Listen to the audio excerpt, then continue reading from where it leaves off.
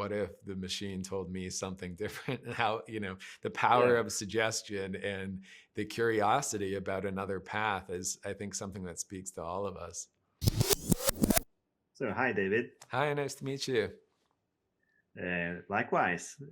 So, I actually finished watching the entire first season yesterday. I saw like the last 6 episodes yesterday. So, Wow. Okay, great. uh, yeah, so went all the way down the rabbit hole. Well, thank you for watching them. Well, my pleasure. So, how did you like end up doing this project? I really liked Schitt's Creek as well. But did you do this like kind of simultaneously in the end, or did this like end up being the natural succession to that for you?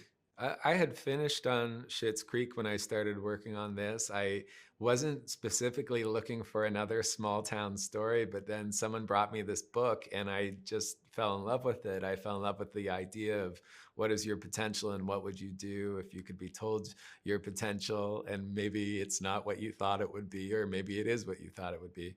And the cast of characters in the book, and the idea of exploring this question from different perspectives just felt like such a great premise for a TV series.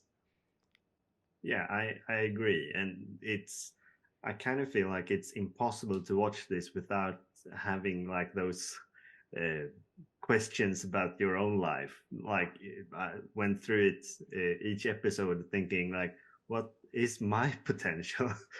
Like really, Yeah. what should I make another U-turn or whatever? Like the people we get to follow throughout the first season now. I would like to go back to the first episode though, because I kind of feel like at the very beginning of that episode, it feels much more on the comedic side, and then it kind of like gradually evolves to almost drama and sci-fi, but with jokes coming back in. But was that like a conscious thing you did, or is that me reading into it more than I should maybe?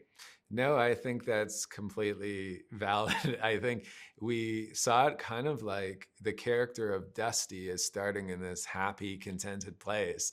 And so Yeah. leaning into the comedy and the joy of him riding a scooter to school. And then as he becomes increasingly unsettled, the tone also begins to shift and becomes a little bit darker, so that it sneaks up on the audience in the course of the pilot. Yeah. So obviously, since I myself had these kind of questions about my own life and sanity or whatever, you being like really invested into this and writing all the episodes, uh, how much have you looked into your own life throughout this process? It's definitely got me thinking about my own life. I'm fortunate enough to be doing something that I've loved doing since I was a little kid.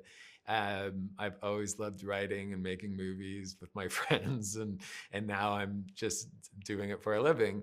But at the same time, I've been thinking, well, what if the machine told me something different? And how, the power Yeah, of suggestion and the curiosity about another path is, I think, something that speaks to all of us.